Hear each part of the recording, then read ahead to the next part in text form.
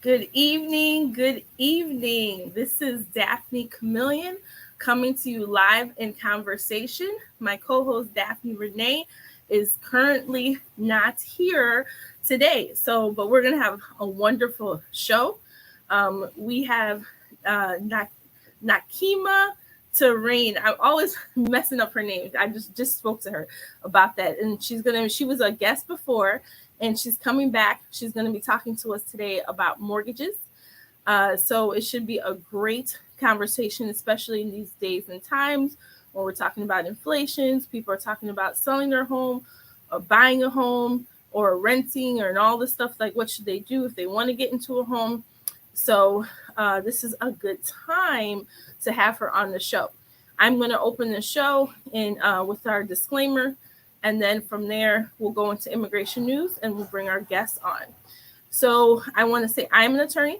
Anything that I say this evening does not enter you into any type of attorney-client relationship.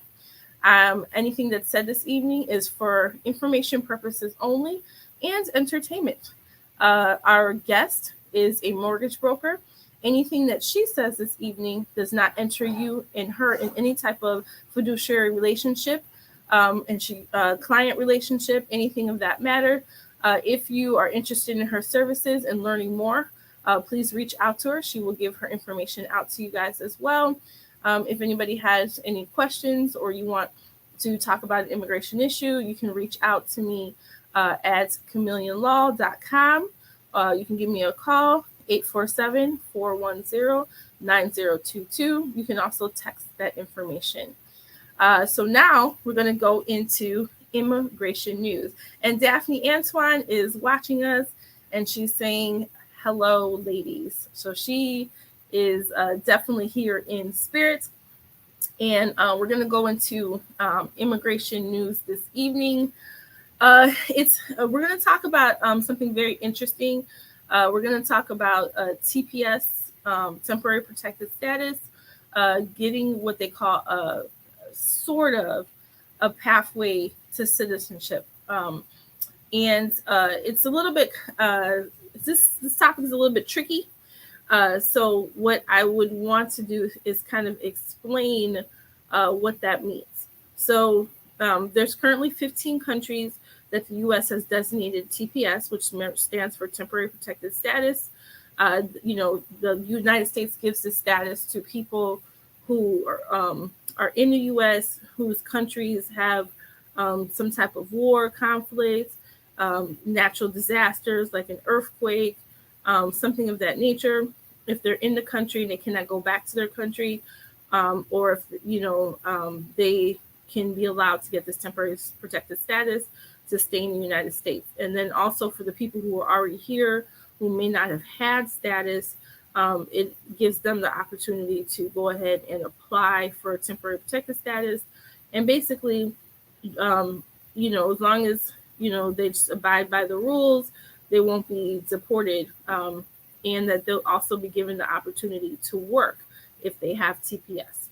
So the interesting thing is for TPS and this new law it's not a new law, it was a law that was already in the books, immigration books, but when it was under the Trump administration, this new law for travel and entry, which I'll explain in a second, basically says that people who come here without inspection, meaning like you didn't come here on a visitor visa, you came here without the U.S. Knowing that you were here, right? You may have come across the border, something of that effect. You're not documented. Those people, when they're in the United States and they get, if they happen to be from a country that gets TPS, if they have TPS and while they're on TPS, they're able to travel out of the country, right? When they come back into the country, they still, have the same status as people who didn't have any inspection, right? Even though they come across the border this time, they have their TPS paperwork, they have their travel document, the government still views them as people who don't have any documents. Why? And so this was before Trump, that was not the case, right? Before Trump, even though you came here undocumented, once you got TPS, once you got a travel document, you left the country, you came back, the U.S. would now view you as a person who was inspected, right? And I'll explain, and that's really, really, really important detail. And the reason why this even matters, and that's why it's just a little tricky and there's like a lot of layers, is that if you happen to, let's say, get married to a citizen, or you have a kid that you're in the United States, you get married to a citizen, you have TPS, right? And you're not inspected. The government doesn't view you as being inspected. Well, if you marry a citizen, you can't just adjust your status. You can try to adjust your status to get your green card, but you're going to have to go back to your country. And once you go back to your country, you have to file a waiver. You may have to stay, you're subjected to getting barred from entering the country again, depending on how long you're, in the U.S. So there's like it's a lot of complications. However, if you're inspected, if the U.S. views you as inspected, you don't have to leave your country. You don't have to use the United States, and go back to your country. You can stay in the United States and go ahead and apply for your green card, and you can work while you're waiting, and your life can continue on. So it can be, so this happens. It can be complicated if you have kids. Just imagine if you've been here a long time. You may have a kid that's a U.S. citizen that's 21 years old that applies for you came in the country unexpected, not inspected. You're on TPS, and now you don't have that status, and now you want to go. The kid says, "I'm going to apply for you, mom," and the kid applies for you, and then now they're saying, "Okay, we'll give you, we'll you're approved, or you're pending, but you're going back to your country to do the final, what they call consular processing." And so now that disrupts the whole entire family. And then now you have to go back to the country, and then it's up in the air. You don't know how long it's going to take. This is something that could take years to come back. So there's so many other layers to this. So what the Biden administration has said is, if you're on TPS, you leave the country. You originally came to the country with no documents, but now you're on TPS. You have documents. We're going to consider you, once you leave the country, with this special travel document on TPS, when you come back to the United States, we're going to consider you inspected. So that's huge. So if they mean they're going to consider you inspected, that means that when you do apply for your green card from a child or through marriage, and when you do apply, you don't have to leave the country to go ahead and finish the process. You can stay in the United States, apply for your green card, and just go about your life. Now, this is really for people who were not inspected. If you came to the United States on a visitor visa and you overstayed your visitor visa, you're not in this category. You were inspected. You applied for application. They knew all your information. You were inspected before you came into the United States. So this does not apply to you. This applies to the people that the easiest way I can say it is that the U.S. doesn't know you're here, or didn't know you came across the border and you didn't file for papers to come here and you came. So that is my immigration news. Anybody who has any questions, please reach out to me. It is kind of complicated. If you have any questions about TPS, any questions about inspection, any questions about visitor visa, anything of that nature, please reach out to me. If you have a question, more than likely someone else has that question. I can answer it privately, or I can answer it on the air. Obviously, it would be confidential. I would never say any person's name or any revealing information regarding your question. And I will give you the choice as to how you want it to be answered. So now, without further ado, we are going to bring our guests on this evening. I want to say Ninekema, but she says it's Ninekema, or maybe I'm just saying it wrong. And you're on mute. I'm on? You're on. You're on. Welcome, welcome. Hello, everyone. I thought I gave you a little class on the name before You I did, but then I got nervous because I'm we like, got I can't say sidetracked. nine. I feel like I'm saying nine chemo, but it's not chemo. Nikema. The Nine, NE not is chemo. silent. Nikema. The E is silent. The NE is silent. So The N E. Nikema. Oh, not chemo. I'm sorry. See, you No, see, I had to keep saying it a while. I got it. Not chemo. just call me bestie. Bestie. Bestie. I love it. I love it. I love it. Bestie. So, thank you for coming back to us. And we had a great conversation last time that you were here. And just to kind of reintroduce yourself, do you want to talk to us a little bit Yeah. about your background, and then we'll get into the three types of home loans. And I also want to, like, I have a lot of questions, so go ahead. Of course, of course. It's always a pleasure to come on. Thank you so much for having the platform and, for staying consistent. My name is Ninekema Turenne. I am your finance bestie. I am South Florida leading mortgage broker. I'm also the CEO and founder of Not and Co. We are a financial planning company. What we do, we help couples plan their weddings while saving for the down payment of their homes.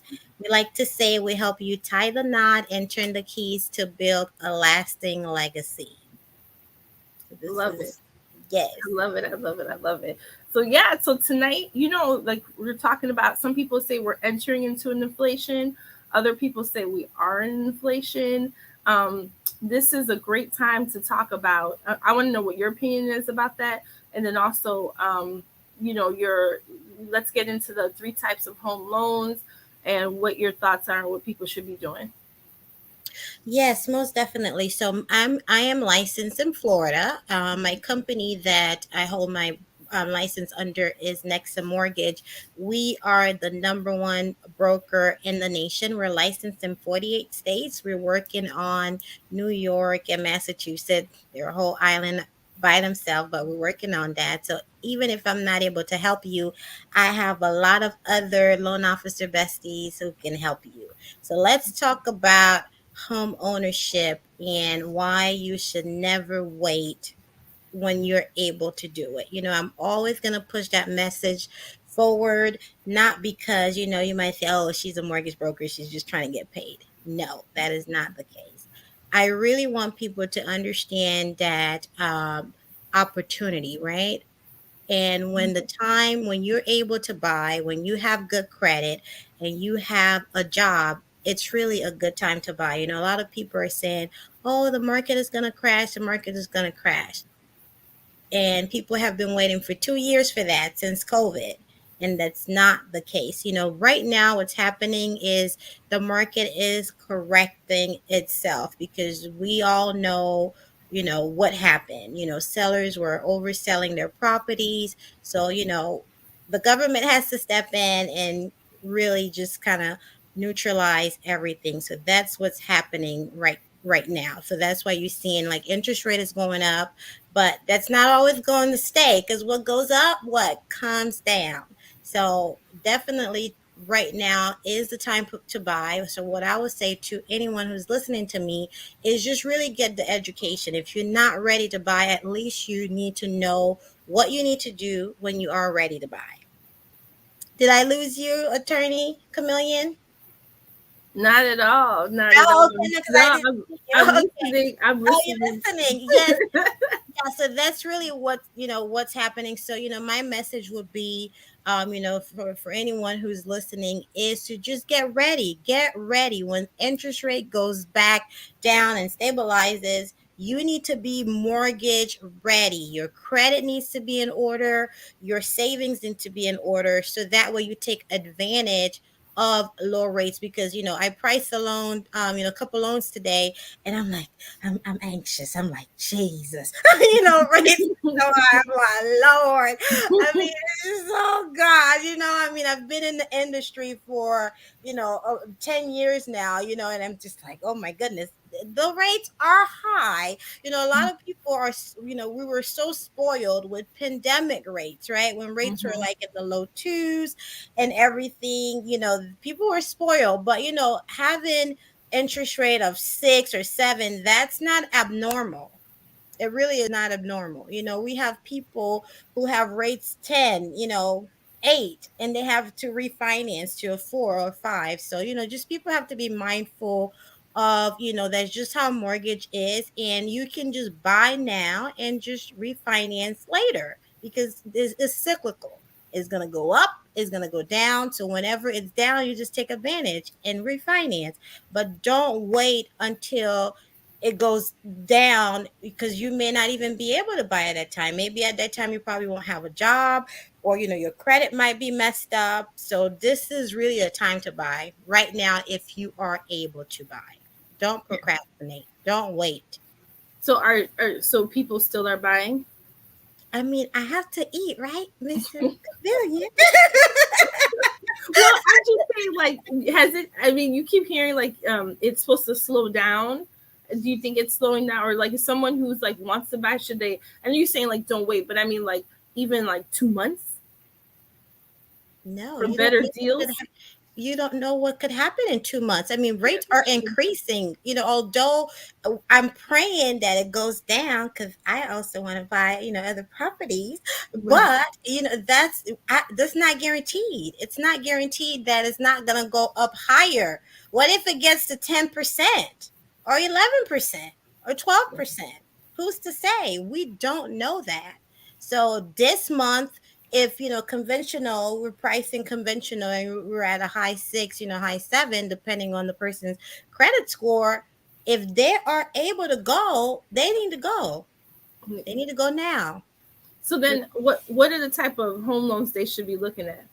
Yes, so I mean there are I'm going to focus about the three, main type of loans because you have, you know, conventional loan, FHA loan, VA loans, USDA loans, and and also, self-employed loans. But today I just want to talk to educate you guys on, conventional, and then we'll talk about FHA, and then we'll also talk about, down payment assistant loans. So, it is a misnomer that especially for conventional loans that you need 20% down. So Oh. today I'm here to educate you to let you know that is not the case. So conventional loan, it is a private loan. So you do need to have at least 620 for your middle score for your credit score. And if you are a first time home buyer, you can be approved for that loan for as low as 3% down, right? Mm-hmm. 3% down, and you just need to have 3%, 620. So, but with that loan, you are going to, if you do put 20% down, you're not going to have mortgage insurance. So it is a good thing if you are able to, and you can put that and you don't have mortgage insurance. With the conventional loan, if you do put less than 20%, you do have mortgage insurance. However, once your loan to value gets to a certain amount, which is 78%, you are able to request for that to be canceled, for that to be deleted. The mortgage insurance, that's an insurance that protects the lender in case your loan goes in default, you foreclose, they get their investment back for that type of loan. Now, when you go into now, another thing with conventional loan is that most first-time home buyers, they always, lean towards FHA loans, and they always say, "Oh, I can't. Oh, I have to get FHA loan," because with conventional loan, the requirements are a little more stringent than an FHA because your credit really have to be, you have to have a good credit profile, meaning, you don't have a lot of, collections, you don't have, high, debt to income ratio, debt to income, meaning based on the amount of money that you're making in relation to your income, that needs to be at a certain amount, so they want you to be really just be having, good credit profile for conventional. So that's why a lot of first time home buyers, most likely they are approved for FHA, and they're not approved for conventional. And I have a lot of clients right now where, for some odd reason, I don't know why the sellers are doing that. They're just accepting, conventional financing. So a lot of buyers are out of the game because they just can't qualify for conventional financing. So they just have to just take a little more time to work on their credit to make it more pristine, so that way they can be approved for conventional financing. Now, when you go into FHA, so it's a federal housing administration loan, so it's backed by the government. Mhm. For that loan, you do need. We have lenders who will go as low as 500. Being the fact that I'm a mortgage broker, I have access to over 100 plus investors, so they have different type of programs to meet the needs of different types of clients. So with FHA, you can be approved as low as 500, but I will never tell you to come to me at a 500 credit score. No, no, no, no, no. So Mhm. even if you are applying for an FHA loan, you still want to have, good credit, 620 and up. So with that, but again, 580, 500, we can get you qualified for that. So with that loan, you just need to have 3.5% down of the purchase price. And that loan requires mortgage insurance for the life of the loan. So with that loan, you cannot remove the mortgage insurance that stays for the life of the loan. Or you can decide, if you get into an FHA loan, you can probably in 6 months, if you wanted to, you can refinance. So that way you don't have to be stuck with the mortgage insurance. And with the FHA loan, you have a little bit more room as far as the amount that you can be qualified for, as far as the ratio, as I mentioned before. With conventional, your debt to income ratio has to be at a lower amount than FHA. So, sometimes I always recommend clients, if you want to be approved for more and you are a first time home buyer, then you may just want to look at FHA financing. And also the down payment assistance programs, they fall under FHA financing. And with that, you have to have a minimum of 640. Okay, you have to have a 640 credit score to be able to qualify for the down payment assistance program. We have the legacy down payment assistance program. So with that program, you can get at least 6% of the loan amount. This is huge. So we can definitely look into, if you were purchasing a house that's 300 thousand. So if you're getting close to 6%, that's $18,000 that you're going to be getting towards your down payment.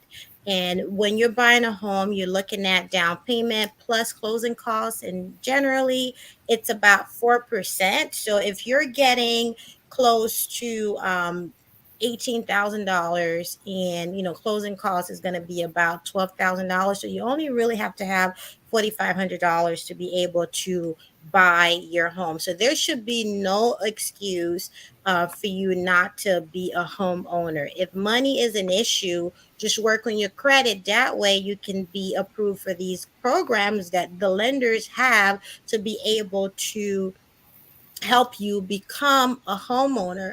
And we also have the Home Dreamers program. This particular one, it's a down payment truly for home ownership, because there are no income restrictions, and you can actually qualify for that one for if you have your credit score as low as 580 credit score. You're going to get the 3.5% for the down payment. You just have to come up with your closing cost. And we have the VA loan, which is the Veterans Administration Loan. So that's for people who are in the military. They can get access to that loan. And we have lenders that will go as low as 580 for the credit score, the FICO score. And you can qualify for 100% financing. You don't have to pay any money down. You again have to come up with the down with the closing costs, and depending on your benefits, you may have some of that closing costs covered. You just have to speak to someone in your state, or if you're in Florida, speak to me to see, where you are as far as qualification. So what would you? So my first question is you. So you're getting a couple of people. They're saying, yes, yes. We have someone shouting out their deluxe credits that they can help you become a homeowner. So can Nakima can help you Yes. become a homeowner. Um, but thank you for shouting out. I wanted to say, Home Dreamers program, is that only for first time home buyers, or if you're, because it seems like a lot of programs are for first time. What about people who want to move from, like, maybe they had a starter home, or they want to move to something else? Are there any Okay, programs for so them? yes, so as far as that, we just want to help the people who don't have homes, okay? What? I'm sorry. If you have a home, okay, this is okay. This is okay. Let me break it down for you. So, if you own a home, right, and Mhm. you're selling the home, you don't have to wait. Before, in order for you to be considered a first-time home buyer, you have to not have a home in the last 3 years. That's no longer the case with most of those first-time home buyer programs. So, if you're selling your current home and you're buying another property, you can take advantage of those first time home buyer programs. But if you want to continue to own that home and you're buying your second home, then no, you can't take advantage of those programs. They're really allowing, for people that just going to be their primary dwelling and, use that money for them.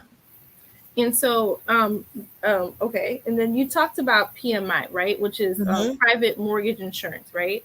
And so, this extra insurance is not going to the cost of the property. It's just an extra insurance for to protect the lender, right?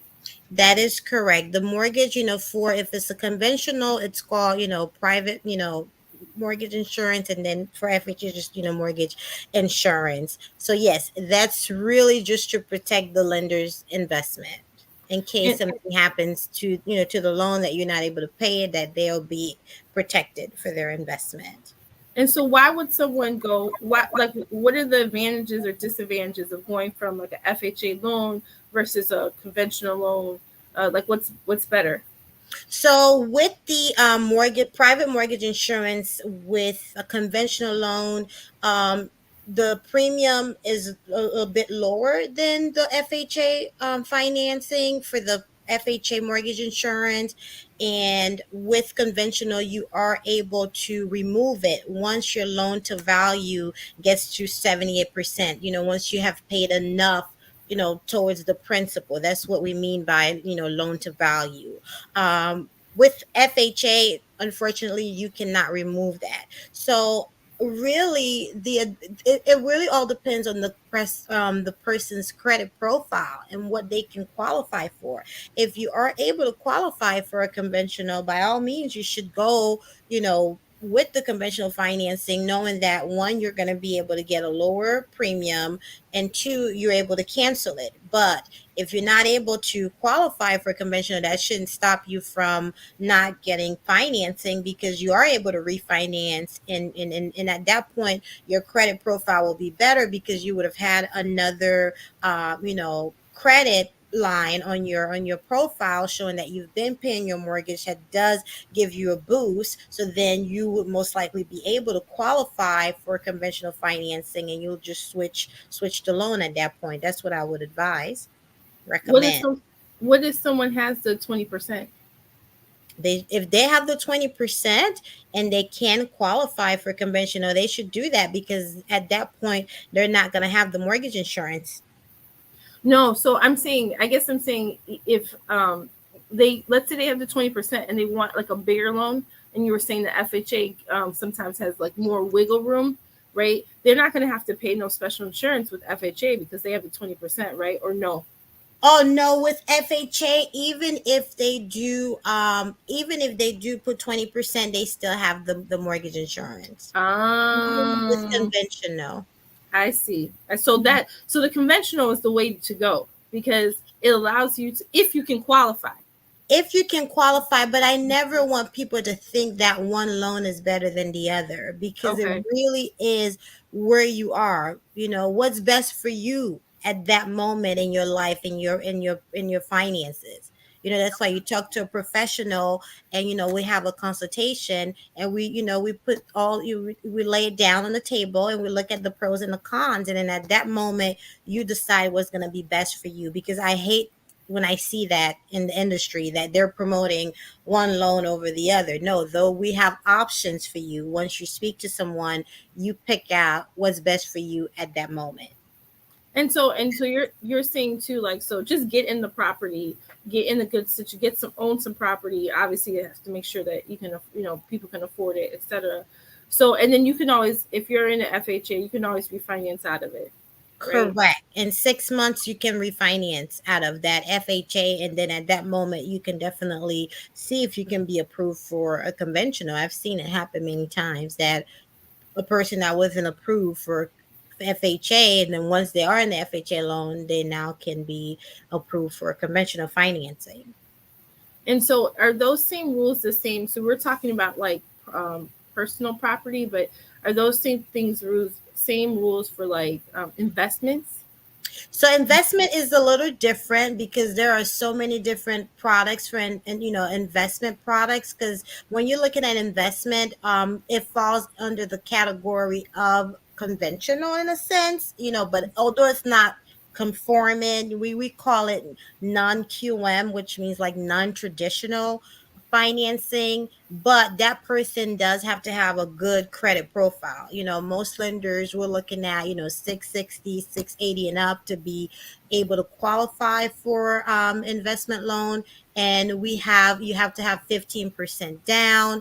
And with that, they don't look at, I have a program where we don't even look at your income, as long as the property is going to be producing enough. Let's just say your mortgage payment is $1,000, and you can rent the property for $1,500. Then you'll be able to qualify for that loan, because you'll be able to repay your mortgage payment and make a profit in a sense. So that loan is for investment properties, and you can have as many as you can. You don't have to, there are some lenders, even if you're not, if you don't currently own a home and you just want to just buy an investment property, they do allow you to do that. Oh, really? Like take that special loan? Yes. Oh, that's Yeah. interesting. Yeah, because before, a lot of lenders, they wanted you to at least have a home Hmm. before they'll lend to you. But now, things are shifting and they're a little bit more flexible, and you're able to just get into, if you're the type of person you just want to have some more passive income before you find your forever home, go ahead and buy an investment property, and you can definitely Airbnb it. There's so many things that you can do with in real estate investing, and that's another topic for another day. Yeah. So, but yeah, there's really, when we say that you can build wealth through, real estate, it's really not something, not like a buzzword. It's really the truth. If you really just leverage your income, if you leverage your credit and you leverage your savings, you can really change the trajectory of your life and build wealth through real estate. And so, okay. So, and then I guess how does, or you can let me know, like having a, this is sort of like the same type of thing, but like having a, let's say you own 3 or 4 properties, how does Mhm. that view your, if you're trying to buy, another, like you're trying to like buy another, or buy a new home, like sell your home and then buy a new home. So if you have, multiple properties, then you can definitely, instead of doing, the traditional, because FHA is only for first time home buyer. You can only have that loan one time, right? But Mhm. with conventional, you can have multiple loans under conventional financing. So you can either do it where, if instead of, because depending if it's going to be, if those are investment properties and you're getting income from that, and you make enough money, you can definitely do another conventional loan and see if you can qualify for that. Or Mhm. you just go the route of buying under an investment loan, where we don't even look at your debt to income ratio. It's strictly you having the good credit, and the property is going to pay for itself in a sense, and have the money to pay for the closing costs and a down payment. So that would be the route that I would recommend for someone that wants to, be a real estate investor and just take advantage of those vacation loans and buy as many properties as they can. So, um, just in talking to you, it just seems like, I mean, people say this, but it seems your credit is everything. So like, how important is it to get your credit up? And do you have any tips for people when people come to you? Like you said, even if someone, you have programs that will take people at a credit score of 500, but that's not ideal. You don't think that's ideal. So what would you recommend for that person? No, that is not ideal. So again, if you are in Florida, you can definitely call me, text me. My number is 305-834-8863. 305-834-8863.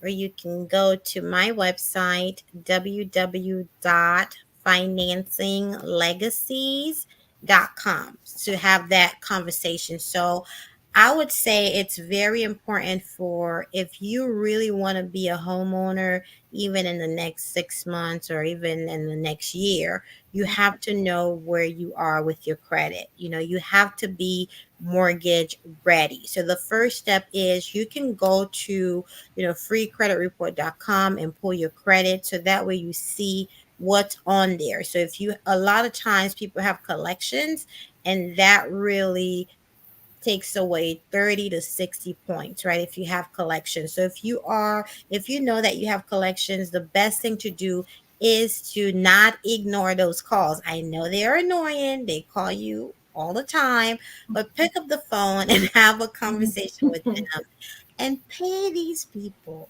Pay them. Just pay them and say, listen, if I pay you, will you please remove that, collection off of my account? You just have to make sure that they do, because you don't want it to just be paid. You want it to be removed. So you just want to negotiate with them so that way they can take that out of your credit profile. Secondly, if you have credit cards, if you are over the limit, I recommend that people stay, as for the credit usage, you want to be at 10%.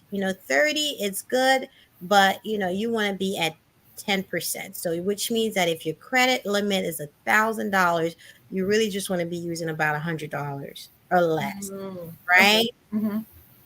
Yes, you can go up to $300, but let's keep it low, right? Because it's really a red flag to creditors. If you go to the lender, I'm the lender, I'm the gatekeeper for the lender. As a loan originator, I'm the gatekeeper for the bank, right? So they've entrusted me to look at your credit and determine if you are a good borrower, if you're going to repay them back. I always ask this question to my clients, or whenever I do workshops, I always ask them, would you lend yourself $300,000?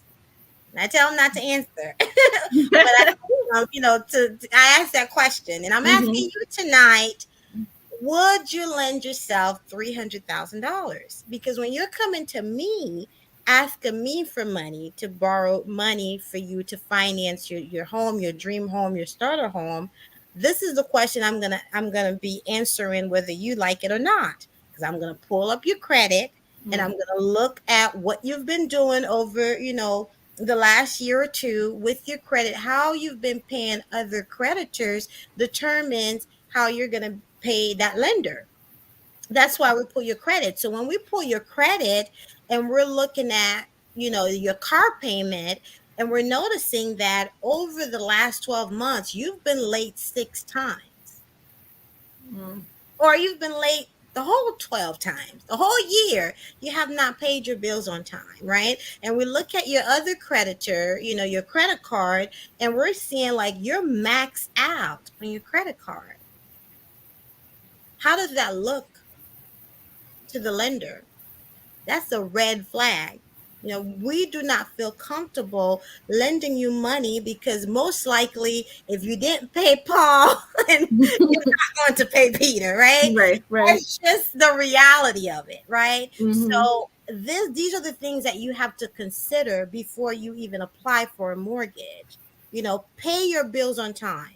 This is the number one thing that is hurting our people when it comes to credit, because they either forget to do it, or they just don't care. Whatever, you really need to learn how to manage your money. Pay your bills on time. Put it on auto pay if you need to, because having one late credit brings your score down 30 to 60 points. And it's really, really hard to get those out of your credit profile. Even if you go to credit repair, they have to fight those people to get it off. Sometimes they will, depending on the circumstance, but most likely it stays on your profile, and that doesn't look good. It brings your score down. So start paying your bills on time. Lower your credit limit. I guarantee you, if you do those things, you will see how much your score improves by just doing those basic, simple things. And sometimes, people who don't have, credit, they may just need to get another card. Okay, and start using it. Especially, I know in our community, we don't like credit. We don't understand it, right? We Right. don't even understand what credit is, but really, credit is power. Having 800 credit score, that equates to you having close to $100,000 of buying power, right? Like, you can just go to the bank and be like, "Oops, just pull my credit," and then it'd be like, "Oops, I want 100,000," and be like, "Oops, here it is." And just Yeah. imagine what that could do to your life, having $100,000. You can start a business, right? There's so Right. many things that you can do by having good credit. So here at Not and Kiko, as we're talking to couples, and we want to normalize these type of conversation, and I tell my couples, don't be afraid to have these conversations up front. You need to know your spouse credit profile.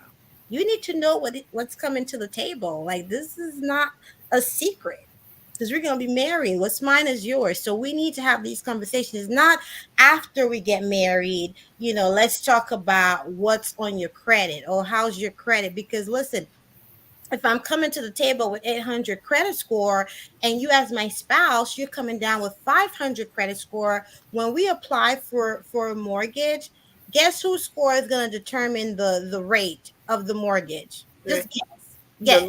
The lower one. Yeah. Yeah. So it doesn't matter that I'm coming with a higher score because you're the weakest link. Okay, Right. you're pulling our family down. Right. You're gonna Right. pull me down. Right. You're going to pull us down, and we're a team. So we cannot have that. So as a team, you need to just be strong enough and have these conversations. All right. Talk about it.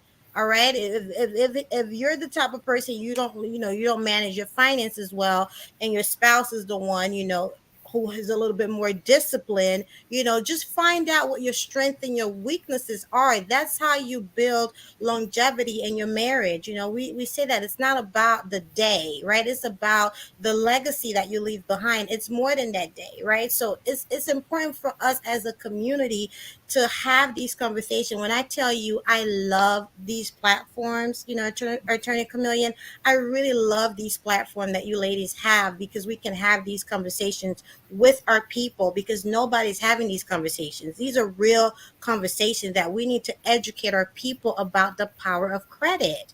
We Right. have to talk about it. We have to talk about it. It's no longer taboo. Oh, my, hush, hush. No, what's your credit score? Okay. It could No. be a first date question. Like, Right. yes, what's your credit score? And Right. there's a way. There's a way to talk about. There's a way to do it. Before Mm-hmm. you do it, talk to Bestie. Okay, I'll give you Right. some pointers. But if you're listening to me right now, and you're engaged, you want to be married, I'm telling you, you need to talk to your bestie, and I'll give you some pointers. You need to know, what to do. Look at your credit, pull your credit, and a lot of times too, and you're an attorney, that, there are a lot of information in your credit that are inaccurate.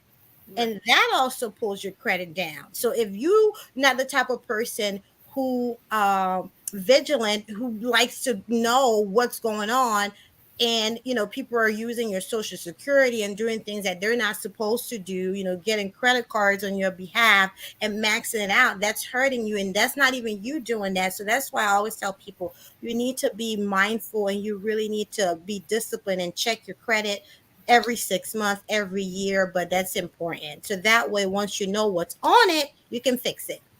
Yeah, no, you've provided a lot of great tips, because I mean, that credit's important. Well, most people know it's important, and people say that, but they don't like show you exactly.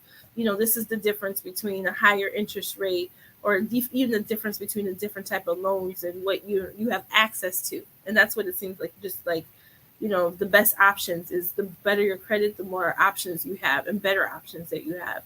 You've been very informative. Thank you. And the time just go by so fast. It does. I'm like, we just started this conversation, and you see my face. You see how much I light up when it comes to these type of conversations. Like, I can talk about my business partner, Kayla. I have a presentation this Sunday, and I'm like, okay, Kayla, how much time I have? She's like, you have about an hour. And she's like, I know how you get. And I'm like, and she has to keep me in line because I can talk for hours about this topic. Like, I just cannot stop. I'm just so passionate about it. And when I get going, I'm just like, oh, and then it's just like, okay, she has to bring me back to earth. And she's like, okay, I'm like, Kayla, I'm going to be mindful that I only have 1 hour to talk about this topic that I love so much. Financial literacy is so important to me. It's so, so important to me because I know that, as a community, we don't own enough wealth, right? We only own 3% of the nation's wealth, and it's alarming. It is my duty to ensure that I bring the education to my people. I'm really a financial educator at heart. This is what I do. I love educating my people. And I just hope that, once you get this information, that you apply it, because the difference between the rich and the poor is really mismanagement of information, right? So a lot of you're going to hear this conversation, it's going to go in one ear and out the other. You're not going to make a decision that, you know what, I'm going to do better with my finances. I'm actually going to go ahead and go to that free credit report .com site that Ninekema said. I'm just going to check. I'm just going to see, even if I'm not ready to buy right now, but let's just see where I'm at. That's the first step.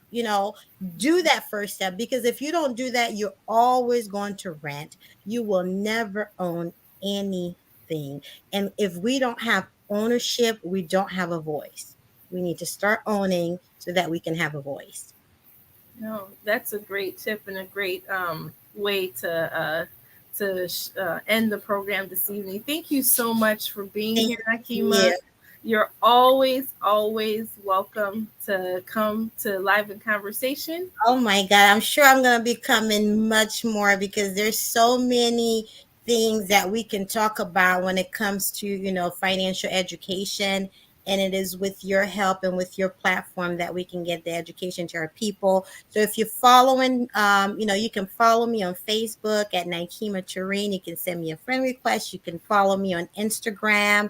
And again, if you need help, just call me, 305-834-8863. I'm here to serve you. And as always, love and prosperity to all. Sure. I'm going to say that once again. You can give her a call at 305-834-8863. It's Ninekema Turenne. I say it right, Turenne? Ninekema Turenne. Yay. On Facebook and Instagram. See, I got it. On Facebook and Instagram. Please reach out to her. She has given us a lot of gems for free this evening, and we greatly appreciate it. So I'm going to say goodbye, and Ninekema, stay online. And goodbye, all. And next week, Daphnée Antoine and Daphnée Camilien, both of us, will be back. So see you next week, all. Bye. Bye-bye.